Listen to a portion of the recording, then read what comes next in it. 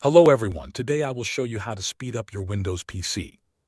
First, open the Settings app. You can do this by clicking the Windows icon at the bottom left of your screen, then selecting Settings from the menu. Once you are in Settings, go to Update and Security. In the Update and Security section, look for Delivery Optimization. Click on it, and at the top, you will see an option that allows downloads from other devices. Turn this option off. This will stop your computer from sharing downloaded updates with other devices.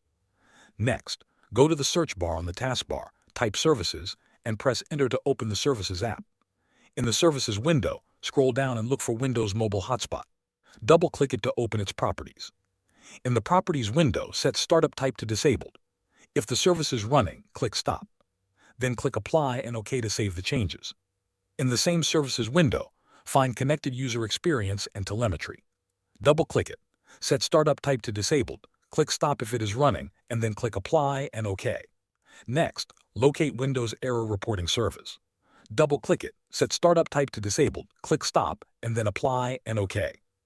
Finally, open System Configuration by typing msconfig in the search bar and selecting System Configuration.